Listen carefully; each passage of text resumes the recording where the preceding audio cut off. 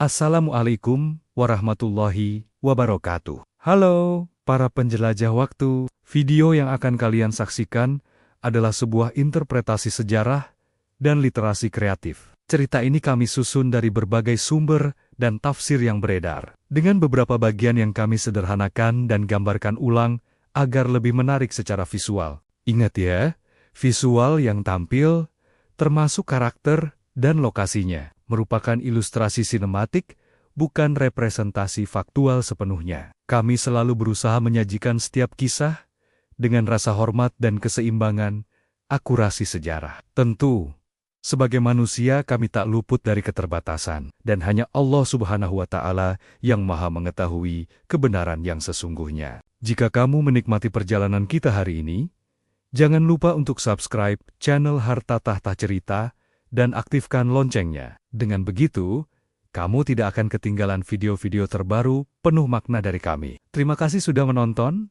Sampai jumpa di cerita berikutnya. Mari kita mulai. Bismillahirrohmanirrohim. Kisah ini bersumber utama dari surah Al-Kahfi, ayat 60-82. Dalam Al-Quran, dan diperjelas melalui riwayat hadis sahih, terutama dari Imam Bukhari dan Muslim. Nama Al-Khidir sendiri adalah julukan. Dalam hadis riwayat Imam Bukhari, Rasulullah SAW menjelaskan mengapa beliau dijuluki demikian. Sesungguhnya dinamakan Khidir karena dia telah duduk di atas hamparan bulu putih tanah yang kering tanpa tumbuhan, lalu bergoncang di belakangnya tanah tersebut dan menjadi hijau subur dengan tumbuhan hadis riwayat Al-Bukhari. Itulah sebabnya beliau dijuluki Al-Khidir, yang berarti sang hijau, simbol kehidupan, kesuburan, dan ilmu yang diberkahi oleh Allah. Para ulama mayoritas berpendapat bahwa Al-Khidir adalah seorang nabi, bukan hanya wali, karena tindakan dan ilmunya yang istimewa berasal dari wahyu dan petunjuk langsung dari Allah Subhanahu wa Ta'ala. Allah Subhanahu wa Ta'ala menyebutnya sebagai berikut. Lalu mereka berdua dengan seorang hamba di antara hamba-hamba kami, yang telah kami berikan rahmat kepadanya dari sisi kami, dan yang telah kami ajarkan ilmu kepadanya dari sisi kami. Quran Surah Al-Kahfi ayat 65. Ilmu dari sisi kami. Ilman min laduna ini adalah ilmu laduni, yaitu ilmu yang diperoleh bukan melalui pembelajaran biasa, melainkan petunjuk dan ilham langsung dari Allah Subhanahu wa Ta'ala, yang bersifat rahasia dan tidak diketahui oleh kebanyakan manusia.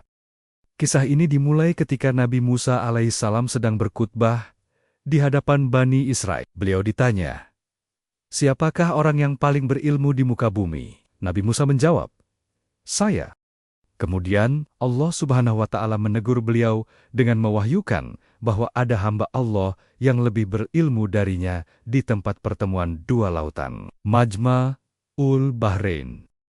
Teguran ini mengajarkan bahwa meskipun seorang Nabi Musa tetap harus bersikap tawadu rendah hati dan menyadari bahwa ilmu Allah sangat luas. Nabi Musa pun bertekad mencari hamba tersebut Al-Khidir bersama pemuda pembantunya Yusha bin Nun. Dan ingatlah ketika Musa berkata kepada pembantunya, "Aku tidak akan berhenti berjalan sebelum sampai ke pertemuan dua laut, atau aku akan berjalan terus sampai bertahun-tahun." Quran Surah Al-Kahfi ayat 60. Allah Subhanahu wa Ta'ala menjadikan tanda pertemuan mereka adalah hilangnya ikan yang mereka bawa sebagai bekal di batu tempat pertemuan dua lautan itu. Setelah menempuh perjalanan yang melelahkan, mereka kembali ke tempat bekal ikan itu hilang, dan di sanalah mereka berjumpa dengan Al-Khidir. Nabi Musa segera menyampaikan keinginannya untuk berguru. Musa berkata kepadanya, "Bolehkah aku mengikutimu, agar engkau mengajarkan kepadaku ilmu yang benar, yang telah diajarkan kepadamu untuk menjadi petunjuk?" Quran Surah Al-Kahfi, ayat 66. Nabi Khidir menjawab terus terang, bahwa Nabi Musa tidak akan mampu bersabar atas tindakannya, karena apa yang akan beliau lihat akan bertentangan dengan syariat yang dipahami oleh Nabi Musa. Dia Musa berkata, "Insya Allah akan engkau dapati aku orang yang sabar, dan aku tidak akan menentangmu dalam urusan apapun." Quran Surah Al-Kahfi ayat 69. Akhirnya, Nabi Khidir memberikan syarat tunggal. Dia berkata, "Jika engkau mengikutiku, maka janganlah engkau menanyakan kepadaku tentang sesuatu apapun, sampai aku menerangkannya kepadamu." Maka berjalanlah keduanya, hingga ketika keduanya menaiki perahu, lalu Nabi Khidir melubangi perahu tersebut. Dia Musa berkata, "Mengapa engkau melubangi perahu itu? Apakah untuk menenggelamkan penumpangnya? Sungguh, engkau telah berbuat sesuatu kesalahan yang besar." Quran Surah Al-Kahfi, ayat 71. Dia berkata, "Bukankah sudah kukatakan, bahwa engkau tidak akan mampu sabar bersamaku?" Quran Surah Al-Kahfi, ayat 72. Dia, Musa, berkata, "Janganlah engkau menghukum aku karena kelupaanku, dan janganlah engkau membebani aku dengan sesuatu kesulitan dalam urusanku." Quran Surah Al-Kahfi, ayat 73.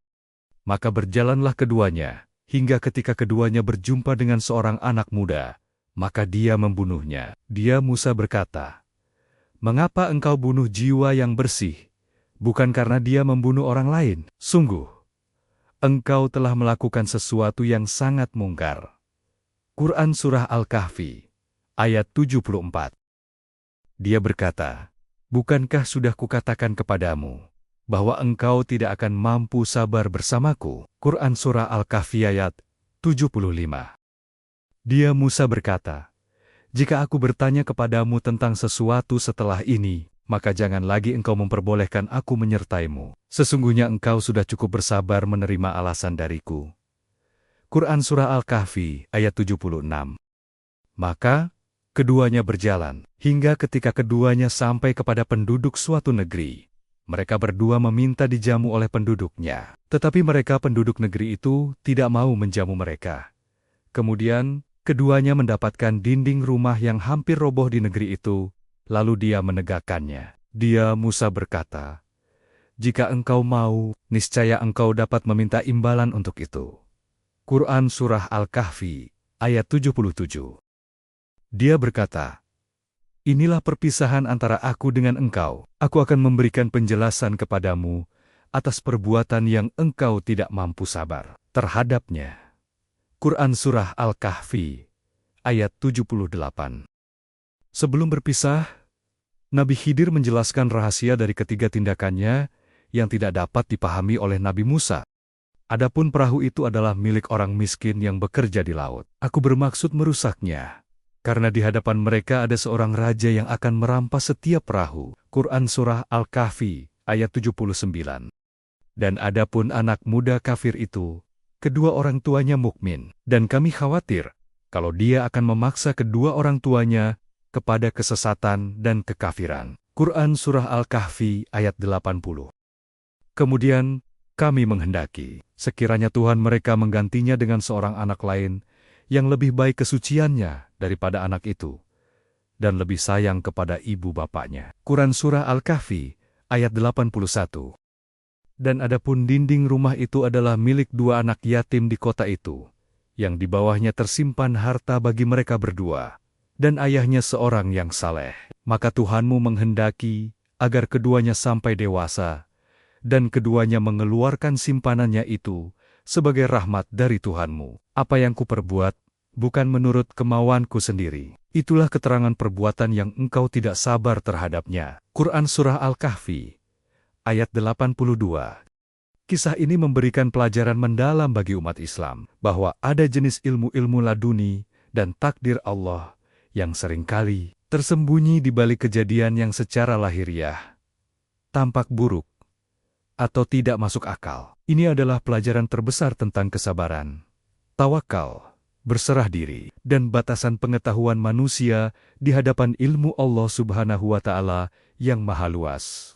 Semoga kisah ini memberikan pemahaman yang mendalam mengenai hikmah di balik pertemuan dua Nabi Allah yang agung ini. Terima kasih telah menonton. Wassalamualaikum warahmatullahi wabarakatuh.